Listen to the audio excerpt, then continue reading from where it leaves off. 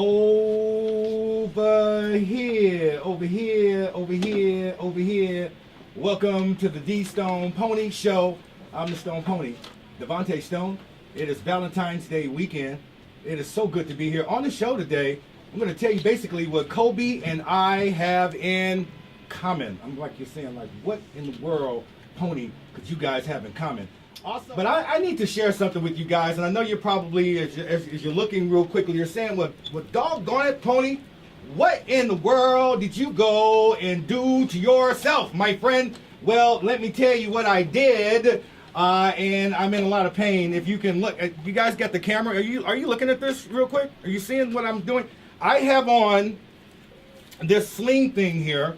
It's because I tore my rotator cuff.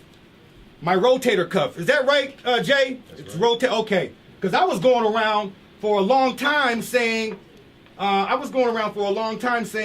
it was something totally different. I was saying crazy stuff. Maybe it was because of the drugs that they were giving me before. I thought it was a rotating cup. It's a rotating cuff. Oh. And I was just, yeah, see, I was saying cup. Yeah, I've been saying rotating cup, like a cup that spins. Like I was saying the same thing, Dome, and I was just corrected here. And I'm so glad, Jay, that you were here, because I'm going around telling everybody, you know, I had my rotator cup repaired. And there people, and I was wondering why I've been getting strange looks, though. I'm getting a lot of strange looks and everything, like rotator cuff. Okay, so here's the thing. Let me tell you what happened. You see, I was in the kitchen baking cookies. And what happened was, we took out the butter, and there was a lot of butter on the floor, and it was actually, no, let me not go there with that. I thought that would kind of sound kind of interesting. No, I was playing football, and with some of my cousins. It was during my grandfather's 93rd birthday, and we were playing football, and just so happened that during that game, I was quarterbacking. And so my cousins and all of us, we always get together, nephews and everything like that, and we play, you know, have a little pickup game. So there was nobody open, Dome. There was nobody, Tracy, there was nobody even open for me to catch, for me to throw to. So what did the pony do? I took off like crazy trying to see if I can, you know, run the ball in. That was the wrong thing to do. I got sideswiped from my big cousin. He's like 300 and some odd pounds. And he hit me. Now, he plays football. I'm not going to talk about it. This guy, he's going places, so he should be in the NFL one of these days. But he plays football. So he hit me, and I didn't see him. I didn't know. He just hit me. You know how you don't know they're coming? And all of a sudden, I look up, and I'm on the ground. And I hear laughter. Now, keep in mind, the laughter was coming from the people that were above me, looking down upon me, saying, ha, ha, ha, get your ass up. What's wrong with you? Why are you still down there? Well, because I couldn't move. I couldn't breathe. I was on top of the ball. And soon after that, they were laughing. They kept going with this. So what did I do? I got up real quickly. I was in a lot of pain. Of course, you know, your ego was always saying, you know, hey, you know, just get up and do what you have to do. Today was my first surgery. Wow. I mean, my first washing up, should I say. I took a shower for the first time after 2 weeks. You haven't bathed in 2 weeks? No, I haven't. So anybody was looking at me. Yeah, anybody that was looking and thinking that they were, you know, yeah, it was kind of crazy. So, but I do want everybody to know, where are my pills? Where are they? Who's took my pills? Here they are. Here. Oh, those are yours. I want everybody to know. Yes, I've got. Hold on, because I've got a little pain. I'm in love with the Norco. I got it for the low. The 5 candidates running for mayor in the city of Chicago. Bob Fioretti, and this is actually, what's his ward? This is his ward over here, isn't it? He's in a second ward, yeah. Yeah, I've seen him walking down the street sometimes. He's got the kind of hair that Donald Trump has. It just doesn't move. It just, you know, it comes out and just looks that way. But Dr. Willie Wilson, Doc Walsh, Chuy Garcia, these guys are all running against Rahm. They don't have any money.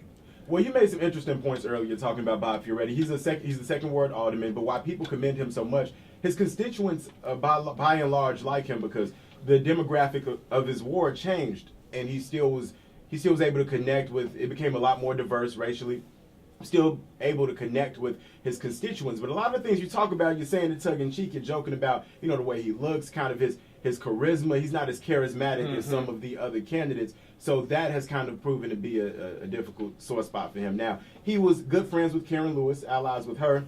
She went ahead. Karen Lewis is the president of Chicago Teachers Union, who, of course, gained traction when the schools closed. She was one of the people on the front line fighting to keep the schools open. They thought, a lot of people thought, that she would endorse Bob Fioretti for mayor because they have a close relationship.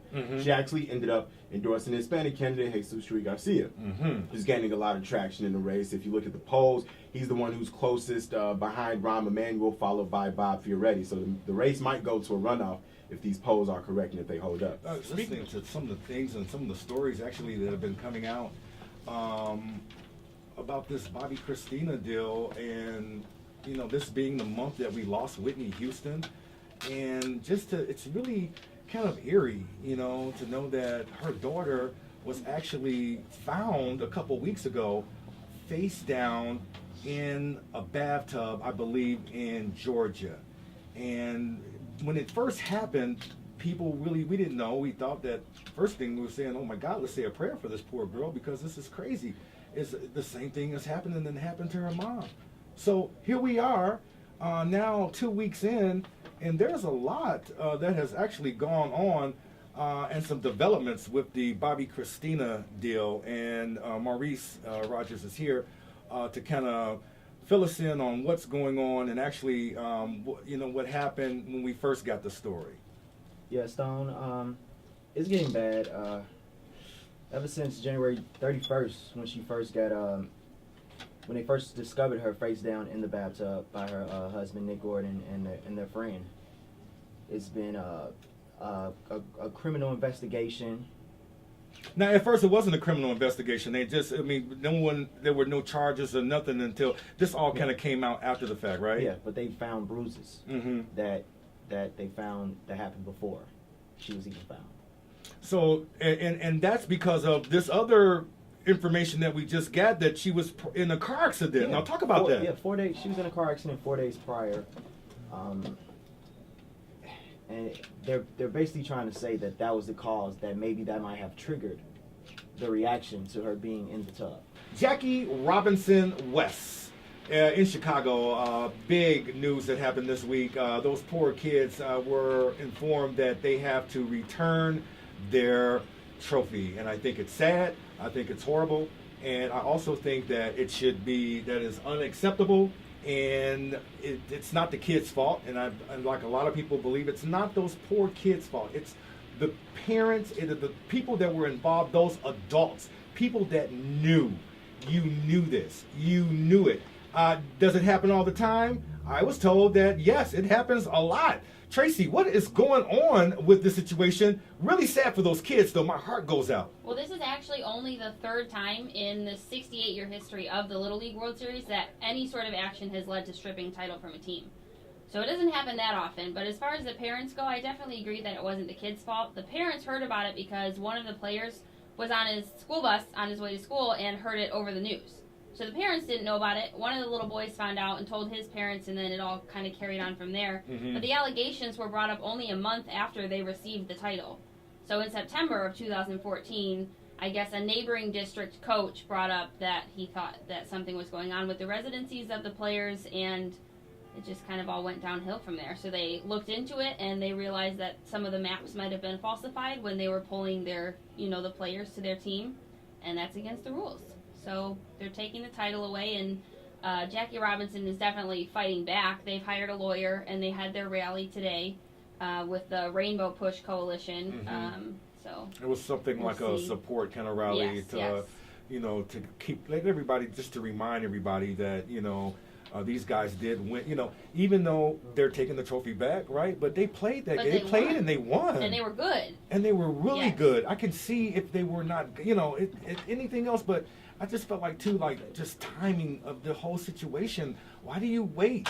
Why would you wait this long? Right, and there's definitely questions raised as far as the motivation of bringing up the allegations, because the coach who brought forward the question that anything was legal or whatever, they had lost to the Jackie Robinson team, and I think the score was like 43-2 or something. You know what's So so it's kind crazy? It was That you- 42-2. Yeah, 42-2. What's so crazy about that is that the person that brought it up, and I'm thinking like, wow, is this person's just like really reminiscing, and that hurts so bad. Mm-hmm. Like why would you even want to even get back? So you can tell that it was, you know, they were going to do something, but crazy. But why would you hurt? You know, you think about those kids. Right. I'm sure he felt bad for his kids for losing. Sure. I mean, but nobody he doesn't likes. realize that he's doing the same thing. Exactly. No one likes to lose, but I just think that it's a crazy situation. So what's going on with the appeal right now? So they've hired a lawyer, right? Right, and they actually, there hasn't really been any trials yet, so they're just kind of looking into all the issues, looking into the maps, and as far as everybody on the Jackie Robinson district knows,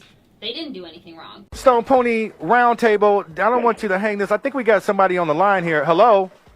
Hey, baby, it's just the DStonePony Show. Yes, this is the DStonePony Show. Hi, who am I talking to? First of all, this sounds like this doesn't sound like anybody I know, but who is this? This is Bertha. This is Big Bertha, baby. How you doing? How you doing, Big Bertha. Stone Pony? Hey, How you doing? Big Bertha, I'm doing great, and I just want to say, Big Bertha, to you, happy Valentine's Day to you, Big Bertha. How are you gonna spend your Valentine's Day today? Well, Stone, I spent my Valentine's Day. I've been listening to the show. It's an amazing show, and you've been talking about your worst Valentine's Day. And today has been my worst Valentine's Day because my Valentine broke my heart, Stone. Oh, no, wait a minute, Big Bertha, what happened? You can share it with us. Can you share it with us? Big Yeah, Bertha? no problem, son. I've been messing with this young tenderoni for a while, baby. Oh. His name is Jamal. I call him Molly Mall for short. But we supposed to have been spending Valentine's Day, so I told him to come over this morning. I made him grits, bacon, eggs with a big old tall glass of orange juice, baby. And I told him I was going to go and get his gift, and I'll be right back. So I got him a lawnmower, baby, for Valentine's Day. I went to Home Depot. I got the lawnmower when I came back Home home. Depot. Jamal Marley Moore was in the bed with my granddaughter. What? No, Big Bertha. No, Big Bertha. Yes, Tony broke my achy, breaky heart, baby. Yes, Oh, he did. no. Yes, he did. So now, wait a minute. Now, that's really alarming on Valentine's Day. So, I mean, how did you resolve that, Big Bertha? I resolved it by calling you so you could be my Valentine. I think you said this, Stone. Well, you know what? I appreciate that. Are you on the south side or are you on the west side? I'm on all sides, baby. I'm in a nursing home, but I be getting kicked out from time to time, so they be transferring me from different nursing homes. But I got a suite though, baby. You could come hang out with me. I'm coming to hang out with you. Can you? When I hang up, I'm gonna have one of my producers get the number and Pony coming back. How about you and I, Big Bertha, do Panda Express tonight? You and I. Ooh, I love Panda. I got some for that arm too, Stone. You say you was in pain. I got you, baby. I'm in pain. Actually, I'm glad you told me. I've been taking this Norco, and I need to take a couple more. Oh, Norco. I love Norco. Can we do Norco together, baby? We can do some Norco together. Matter of fact, I got the new prescription. I got a new prescription I just actually picked up, and I'm gonna bring that with the Panda Express. Okay. Oh, I love orange chicken, by the way, Stone. Give me some orange chicken. I'm got the orange chicken on the way now. So we're gonna put you on hold. Okay. We're gonna put you on hold. Thank you, baby. I love you, Stone. I love you too, Big Bertha. And I want somebody to get Big Bertha's number, okay? So